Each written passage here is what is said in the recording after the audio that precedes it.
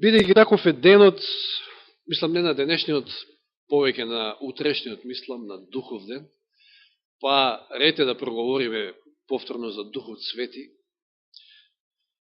Нешто што навистина на сите нам ни е потребно, посебно во ова последно време. Еве, самата поука се однесува на последното време, а ние сме народ кој што живее, веруваме, токму во тоа последно време, кога за да ни е даден еден налог за да го проповедаме Евангелието до секој колено, секој народ, секој народност, и навистина ние сме немори, ние не можеме таква една задача да извршиме без силата на Духот Свети. Воопшто, било што во нашиот живот, да живееме духовно, да живееме духовен живот, не би можеле без Духот Свети. Навистина тоа е дар над сите дарови, би рекол, кој што секој од нас треба да го има. Затоа што ако воспротивно ако го немаме Духот Свети, тоа имаме нешто друго. Затоа ќе изборуваме. Денови, навистина, гледаме повторно како нашиот македонски народ се бави со се, ама не со она што треба. Значи, ова за душница и духов ден, утрешниот ден, значи, кој што всушност црквата го слави како роден ден на црквата. И самите свештеници алудираат секоја година, би рекол се повеќе и повеќе, да луѓето не одат на гробишта, не носат храна, затоа што тоа нема врска, денот како ден нема врска со гробишта и со духови и со мртви.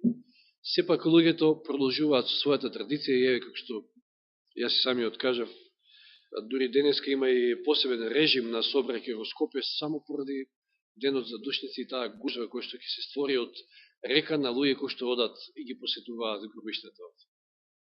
И секаде, цела Македонија е така.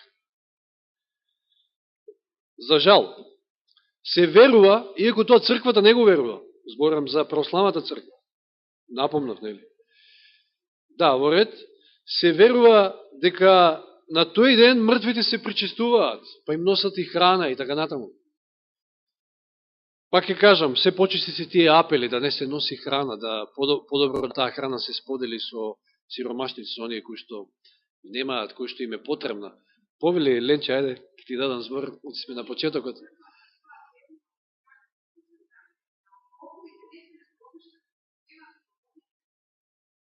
Така е. Тоа сакав да го спомнавме и јас, значи, без оглед на тоа што алудираат на некои неправилности, сепак самата црква го поттикнува тоа од друга страна, впрочем, и поради тоа што веруваат во бесмртност на душата. Тоа е една од причините. Замислите си кога македонскиот народ, кога православието не би верувало во бесмртност на душата, па нема да има ништо од тоа. Нема да има ништо од тоа. Никакво идење на гробишто. Нема да има, освен ако човек, сака да оди, да едноставно на гробот, на своите, не знам, да го среди малку гробот, да насади некој цвеќе или така натаму. Тоа е во ред. Да се сетиме дека мртвите не знаат ништо. Еве ќе читаме, проповедник, 9 глава, кога ова би го знаеле луѓето навистина, сосема поинаку би се однесувале. Меѓутоа, некои не знаат, некои не сакаат да се отргнат од своите традиции, од она што го верувале нивните постари. Некои едноставно прифатиле една таква доктрина. Да, точно. Они тоа го веруваат, тоа е факт. 9 глава, проповедник, 5 и 6 стих. Живите барем знаат дека ќе умрат, а мртвите не знаат ништо. Ништо. Ниту имаат веќе награда, зашто се заборава и споменот за нив. Одамна ги снема нивната љубов и нивната омраза и завист. И веќе немаат учество во нешто што станува под сонцето. Немаат никакво учество во она што е во кое што ние можеме да имаме учество.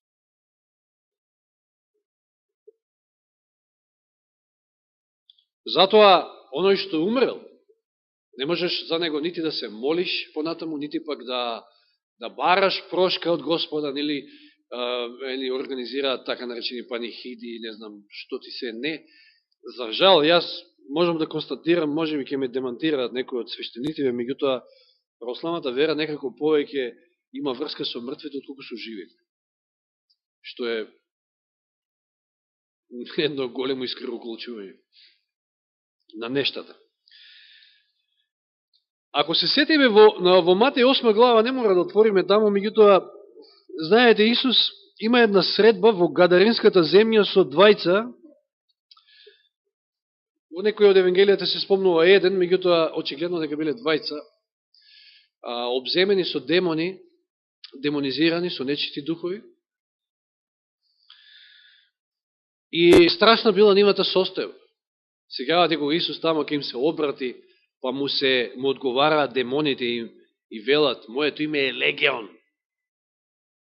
Значи мноштво на демони, стотици демони во нив. Знаете каква нивна била состојбата. И каде живееле? На гробишта. Сега добро, поинакви биле гробовите во Израел, во тоа време, знаете, длабени обично во камен, вид на пештера, како што бил Исус закопан во гробот во кој што бил. Но како и да е, сакам да потенцирам да кажам дека живееле таму затоа што било гробиштата, како што и често пати во многу наши населени места се надвор, меѓутоа некаде и се и во градот, во самиот град, што мислам малку и морничево, да, језиво и неприродно, не би требало така да биде, меѓутоа не само заради тоа, туку затоа што самите гробишта за израелците биле нечисто место. Ако читате таму во Мојсеевите книги, дури самото допирање, знаеме за мртов човек, дека те прави нечист 7 дена, туку и самото допирање на гроб го прави човекот нечист 7 дена. Па ја знаеме целата таа ситуација кога Исус им наредил на демоните, кога тие самите побарале всушност, да бидат фрлени во свињите. Повторно нешто нечисто, значи демоните уживаат да бидат во нешто, во човек, во било што. За нив е пропаст ако се надвор, ако се ќе читаме подосно во безводни места, или како ги нарекува Библијата, ги нарекува таа нивна состојба. Сакаат да запоседнат пред се човек за да го уништат. Тоа е целта, како што тоа да гледаме во овие двајца во Гадаринската земја, меѓутоа ете, во таа ситуација гледаме и големата Божја милост, и зошто Исус, зошто Бог и која е неговата улога пак во целата ситуација. Ѓаволот со своите демони да го уништи човекот, а Господ да го спаси. Ги очистил и дури станале големи мисионери во Декаполис, тамо во 10-то градијето, овие двајца. Неверојатно што Господ може да направи. А сега да отвориме 12 глава Матеј. Реков ќе зборуваме за Светиот Дух, меѓутоа ќе дојде и тоа. 12 глава Матеј, да. И ќе читаме од 22 стих. Најнапред имаме една ситуација кога Исус исто изгонува демони од еден демонизиран, кој што воедно бил и слепо роден и нем. И слеп, и нем, и демонизиран. И тоа воопшто не е проблем за Господа. Од 22 стих. Тогаш доведува при него еден обседнат од демон, кој беше слеп и нем, и го исцели, така што слепо немиот проговори и прогледа. И сите мноштва се восхитува и зборува, нели овој синот Давидов? А фарисеите, кога го чуја тоа, рекоа, овој ги изгонува демоните само преку Велзевул, владетелот на демоните. И како е можно ова? Каква нелогичност? Го нападнале, го обвинеле Исуса дека ги изгонува демоните со демонски сили, мислам со сотонска сила. И тој потоа им вели, знаејќи и вика нивните мисли, им рече, секој царство разделено против себе си запустува и секој град или дом кој се раздели против себе си нема да обстане. И кој сатаната го изгонува сатаната, тој се разделил против себе си. Нема да обстане. И кој сатаната изгонува сатана, тој се разделил против себе си. И како ќе обстане неговото царство? И кој јас ги изгонувам демоните преку Велзевул, преку кого ги изгонуваат вашите синови, тоа беше. Затоа тие ќе бидат судени. Но ако јас ги изгонувам демоните преку Духот Божи, внимавајте, ова беше целта да го потицирам овој стих. Јас ги изгонувам, вели Исус, демоните, нечистите духови преку Духот Божи, преку Светиот Дух. Тогаш Царството Божие, вели, дошло врз вас. И 29 стих е интересен. Или како може некој да влезе во куќе на силен човек? Навистина, кога човек е обземен од демони, кога ѓавол владее со него, а знаеме ѓавол од која сила ја има, тоа е силниот човек, кој што може да се истера само со поголема сила од него. Или како може некој да влезе во куќе на силен човек и да му ја плени покјукнината, ако најнапред него врзе силниот и тогаш ќе му ја ограби куќата? Тоа може само божествената сила, да го врзе тој силен демон, демони, колку и да се, таа сатанска сила која што владее со човекот и да го истера. Да го истера, не само да го врзе. Затоа што ако читаме подолу во 12 глава, и се овој клучен дел, клучни стихови кои што на сите нам не се добро познати, од 43 стих, што читаме овде? Кога нечистиот дух излегува од човек, минува низ безводни места, барајќи одмор и него наоѓа. Видите каква страшна состава е за демоните да, или односто за нечисти духови да не се наоѓа, да не имаат запоседнато некоја човечка душа, или макар и во свињите да се.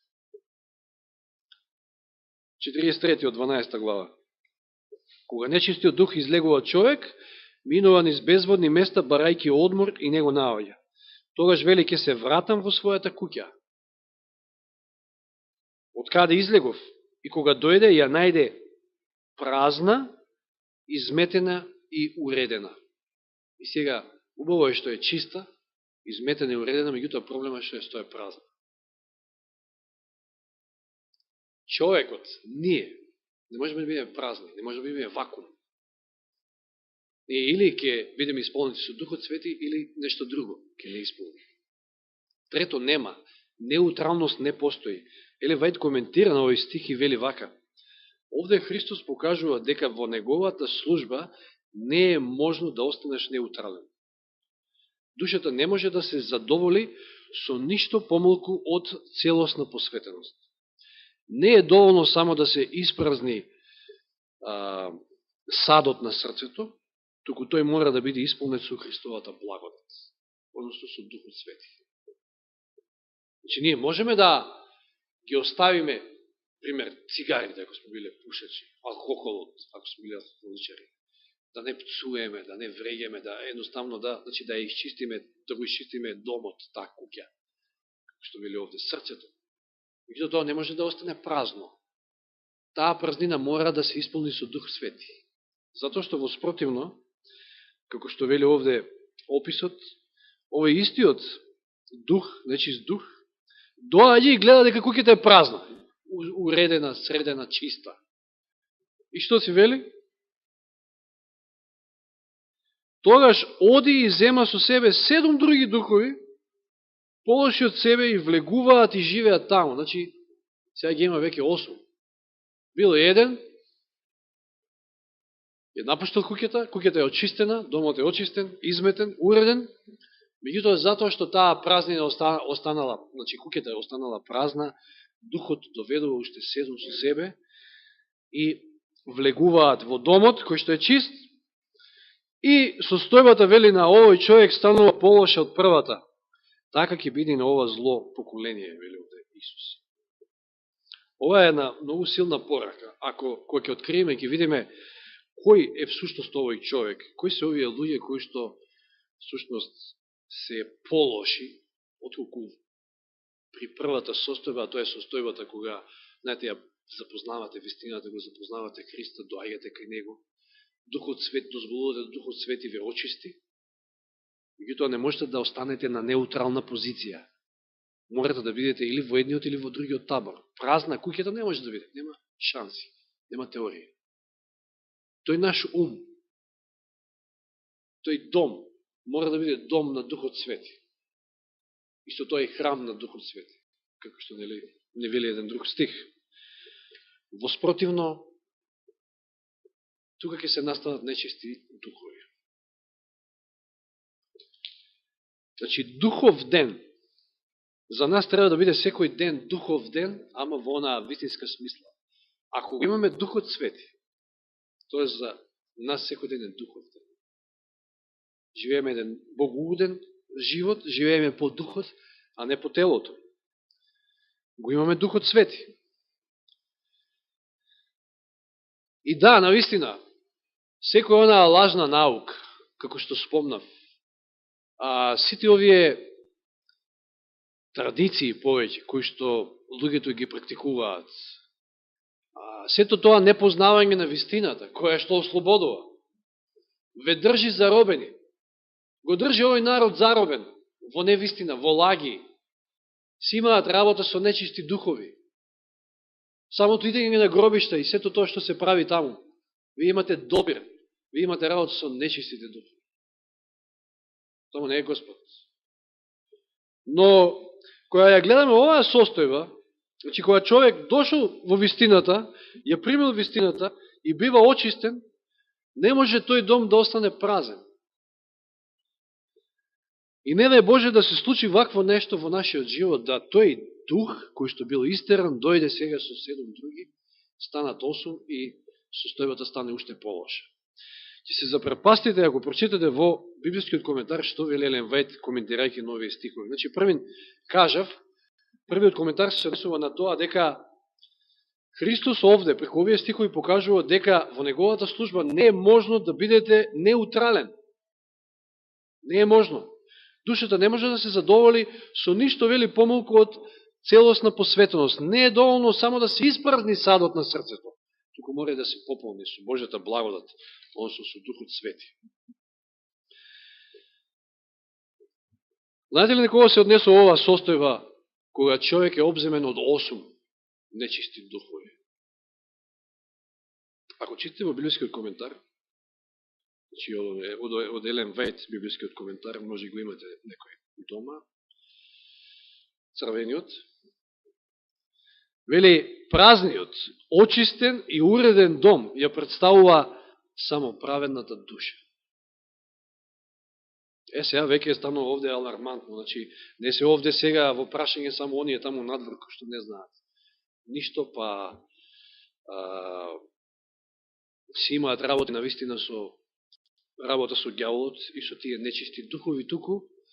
И оној човек кој што е запознал вистината, се очистил, но останал празен, не е пополнил таа празнина со Дух Свети, може да се најде во оваа полоша состојба. А тоа е состојбата на еден само праведен човек. Затоа, може би сте ме слушале често пати да кажам за Симон Лепрозниот, кој што нели ќе подготви онаа гозба за Исуса, на која што гозба ќе се случи она прекрасно дело на Марија Магдалена, која ќе нели скрши она нардово миро со кој што ќе го садот на алабастер со нардово миро во него, ќе го помаза нели Исуса уште пред неговото погребение. Сте ме слушале како велам дека Симон Лепрозниот е оној кој што бил обседнат со 8 демон или нечисти духови. За разлика од Марија, која што колку имала? Сеќавате ли? Колку нечисти духови истерал Исус од Марија Магдалена? 7. И затоа, она парабола што ќе му ја каже, она споредба Исус на Симона, за да Симон свати зошто Марија Магдалена повеќе го љуби од него, за да свати дека он е поголемиот грешник. Он е поголемиот грешник. Он е оној кој што должи 500 денари наспроти оној кој што должи 50, нели, како беше таму во споредбата што Исус ја дава. А кој е Симон? Симон е фарисеј. Која е одликата на фарисеите? Самоправедност. Како го читавме цитатот? Празниот, очистен и уреден дом ја представува самоправедната душа. Душата која што се занесува дека е праведна, дека има своја праведност, таа душа не ни треба Бог. Замислите си, таква една душа е обседната со 8 духови, нечисти духови. Состојба која што е многу полоша. И видите што вели Елен Вајд, вели, самоправедноста е вистинско проклетство. Едно бедно човечко разубавување, или глума е. Че вие се правите пред останатите да ве видат, еве како фарисеите, нели, на аглите, на улиците, вели, таму застанувале, па се молеле да ги видат сите, па седнувале во првите редови од црква, во синагогите и така натаму. Само за да бидат видени. Значи, една глума, надворешност. Самоправедноста е вистинско проклетство. Едно бедно човечко разубавување, кое сатаната го користи на своја слава. Дјаволот го користи тоа на своја слава. Оние кои што својата душа ја китат со самофалење и ласкање, го подготвуваат патот за уште 7 полоши духови. Ке прочитам уште еднаш. Оние кои што својата душа ја китат со самофалење, со самоправедност, еве кои се, што се, и ласкање, вели, го подготвуваат патот за уште 7 полоши духови. Значи, треба да се запрашаме, треба да застанеме овде и добро да размислиме. Дали можеме, ние сме во една таква група. Може би, се уште не се стигнати тие 7, како што вели овде, но ние го подготвуваме патот на тој начин, за да состојбата ни стане полоша. И навистина, состојбата на еден самоправеден човек е навистина лоша. Тој е оној кој што ги осудува сите други, за да се такне сами од себе. Тој е најдобриот, без него не може црквата, не знам ова, не знам тоа. Тој е на секаде, тој е најбитниот, тој е најдобриот, тој е оној кој што највеќе знае, тој е најправениот, сите други се грешници.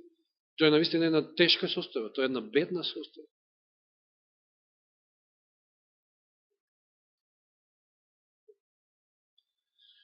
Што треба за да таа празнина исполниме со Дух Свети?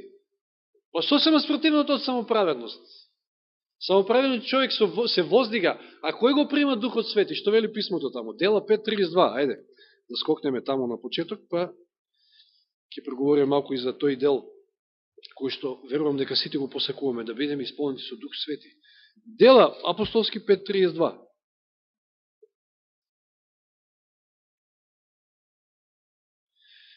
Ние сме сведоци, велат апостолите овде, за тоа и Светиот Дух, кого Бог им го даде на оние кои му се покоруваат.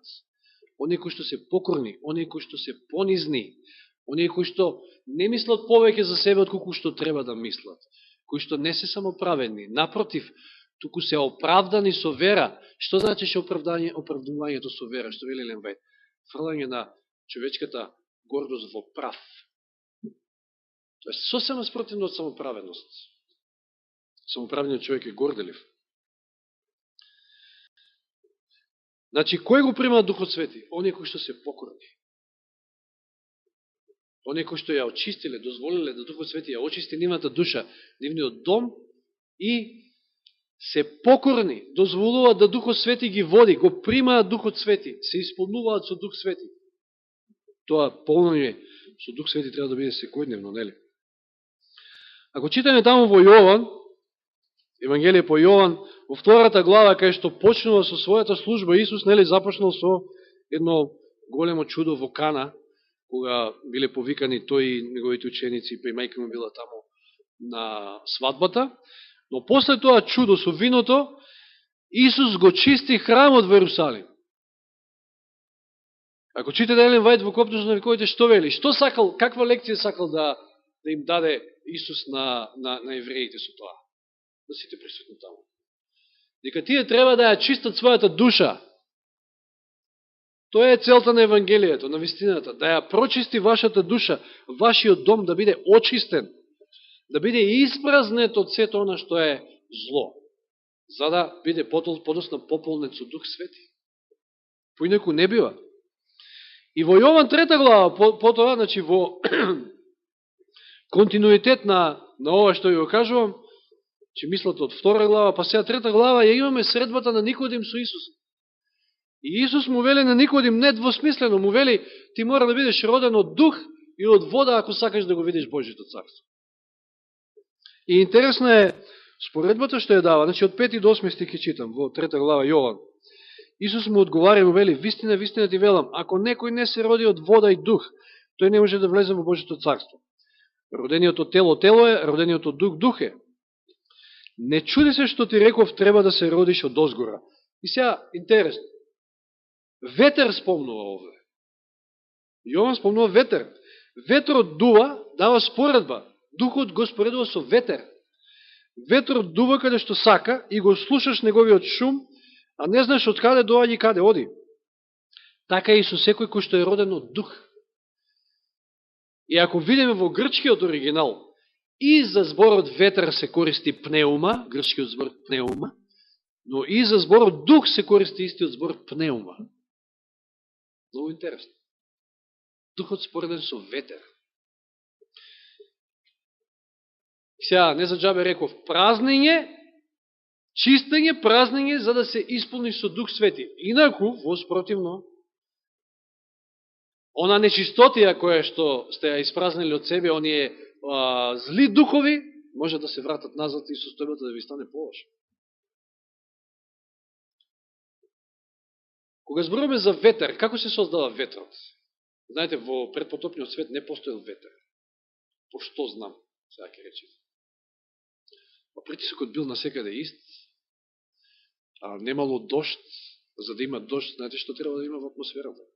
Треба честички прав, на кој што се оформува се она капка, значи паријата, се надува на честичката од прав, и така се формира капката, и за да паѓа дожд, немало ни, воопшто ни облаци не се создавале. Знаеме дека преку роса се натопувала цела земја. Значи притисокот бил насекаде ист, то било како еден вид стаклена гранина, да кажеме, земјата била. Нели, со озонската обливка, не само озонската, тука и на водена обливка.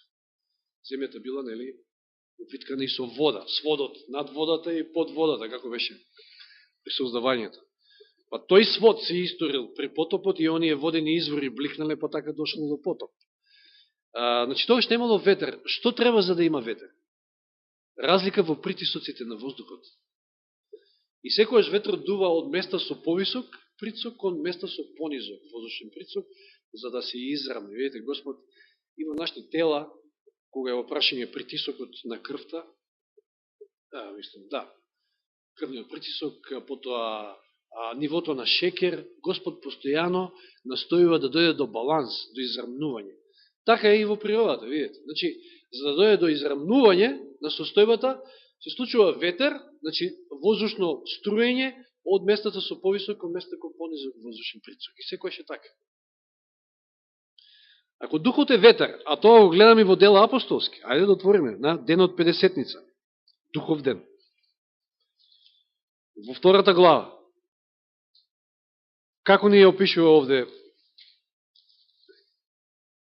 Лука, како ни го опишува овој настан со излевање на Духот Свети. Значи, дела 2 глава, од 1 до 4 ги читаме. А кога дојде денот на Педесетница, сите беа заедно на исто место, во онаа горна соба, оние 10 дена. Како што Исус им кажал, така и правеле. Што правеле учениците? Еве, имавме и книга, проучувавме 10 дена во горната соба. Што правеле тие 10 дена учениците?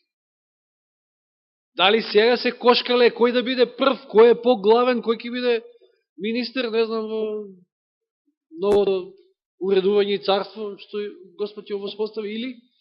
Не, сега биле понизни, се каеле, си ги признавале гревовите еден на друг, се понижувале, се празнеле од самите себе, од своето јас. И затоа дошло излевањето на Духот Свети и го примиле Духот Свети. Поинаку не. Поинаку нема шанси да бидете исполнети од Дух Свети. И кога дојде денот Педесетница, сите беа заедно на исто место. Па и тоа и ги задржало на исто место. Ако почнале да се расправаат, да се караат, немало да останат сигурно на исто место. Значи, тоа е единство, што го направил Духот Свети, токму дошло како резултат на тоа празнење од самите себе. И од ненадеж стана шум од небото. Истиот речник како во Јован 3 глава. Шум. ветер. Како кога дува силен ветер, дури силен ветер вели овде, и ја исполни целата куќа во која што седја. И нели им се јавија оние пламени јазици над нив и беа исполнети со Дух Свети. Повторно ветрот, силен ветер и тоа. И да, силен ветер се случува, значи услови за голема бура имате таму каде што оние појаси или места со висок и низок притисок се поблиско еден до друг. И тука може да настане посилна и поголема бура, колку се поблиско еден до друг. Овде имате низок, овде висок воздушен притисок и посилен ветер, појака бура, појако невреме. За да дувне тој ветер, за да се исполниме со Духот Свети. Ова е неверојатно прекрасна илустрација што ни ја дава Светото писмо. Ни треба да бидеме испразнети. Ни треба да бидеме буквално празни, вакуум, за да може да дувне тој силен ветер да не исполни, да се исполниме со Дух Свети. А ја видовме спротивноста. Состојбата на човекот кој што е исполнет со 8 нечисти духови е човек кој што е самоправеден, човек кој што е горд, човек кој што е полн со себе. Не може таму Духот Свети. Нема пристап. За да бидеме исполнети со Дух Свети, за да се полниме секој ден со Дух Свети и секој ден да ни биде духов ден, треба да се празниме од себе, треба да се празниме од нашето јас, треба да бидеме распнати за нашето јас, за нашата грешна природа. Тоа повторно го можеме со Божја помош. Поинаку не. Како што веќе реков, оправдувањето со вера е фрлање на човечката гордост во прав. Треба да бидеме покорни за да се исполниме со Духот Свети. Во истата таа глава, Јован 3 глава, 30 стих, Јован Крстител што ќе каже кога ќе се сретне со Исуса? Одосна, при крштевањето. 30 стих, 3 глава. Што вели Јован Крстител? Тој треба да расте, а јас да се смалувам. Тоа е. Тоа е правецот во кој што ние треба да одиме, за да, ако сакаме да бидеме исполнени со Дух Свети. Пак да нагласам, да спомнам, само праведноста е вистинско проклетство, вели Елен Вајт. Вистинско проклетство.